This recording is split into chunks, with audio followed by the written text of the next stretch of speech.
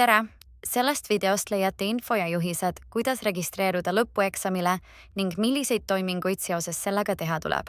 Info bakalaureuseksamile registreerumise kohta on leitav Tallinna Ülikooli Humanitaarteaduste Instituudi kodulehelt õppeinfo alt. Kõigepealt räägime eksamile registreerumisest, mis on kõikide bakalaureuseõppekavade puhul sarnane. Seejärel käsitleme uurimistöö esitamist, kuhu, kellele ja millal töö saata või üles laadida ning viimasena vaatame lihtlitsentsi puudutavat infot. Alustame registreerumisest. Lõpueksamile registreerumine toimub EIS-is.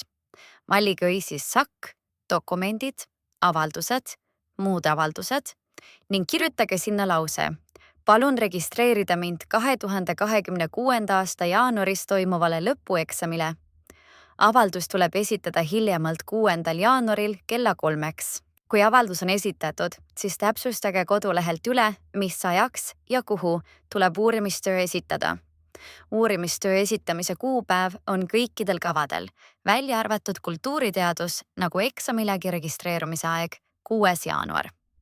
Kultuuriteaduse õppekaval tuleb töö esitada alles 15. jaanuaril.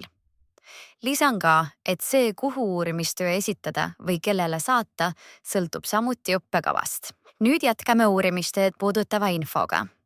Kõigepealt, uurimistöö pealkirja kirjutamine. Sageli murtakse pead selle üle, et kuidas uurimistöö pealkiri ikkagi kirjutada. Tegelikult on see väga lihtne. Töö pealkiri tuleb kirjutada vastavalt keele, milles töö on kirjutatud, pealkirja vormistamise reeglitele. Kui töökeel on eesti keel, siis vaadake palun Eesti Keele Instituudi pealkirjade vormistamise juhendit, mille leiate lihtsasti üles guugeldades EKI + pealkiri. Kui töö on mõnes muus keeles, siis vaadake selle keele pealkirjade õigekirja reegleid. Juhul, kui vajate abi, kuidas uurimistööd vormistada, siis tutvuge palun Humanitaarteaduste Instituudi kirjalike tööde vormistamise juhendiga. Juhendi leiate siit. Uurimistöö faili nimeks tuleb panna autori ehk teie nimi.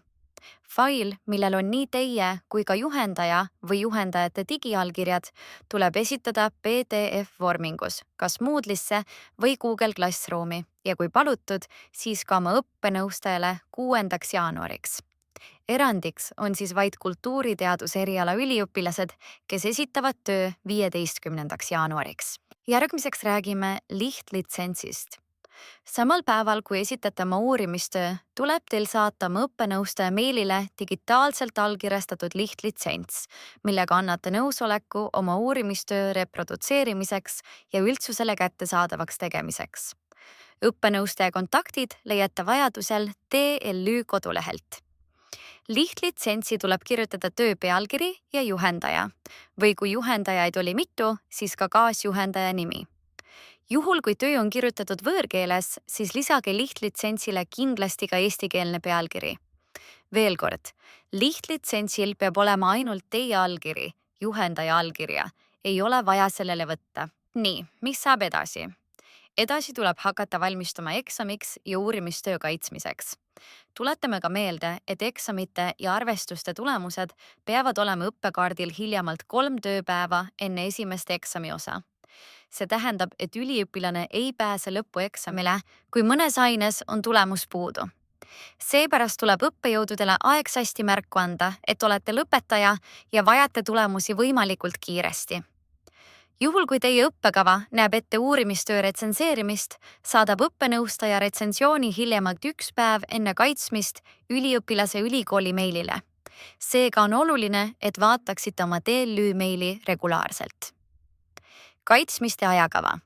Info selle kohta, mis päeval ja mis kell eksam toimub ja millal on uurimistöö kaitsmine, leiate instituudi kodulehelt.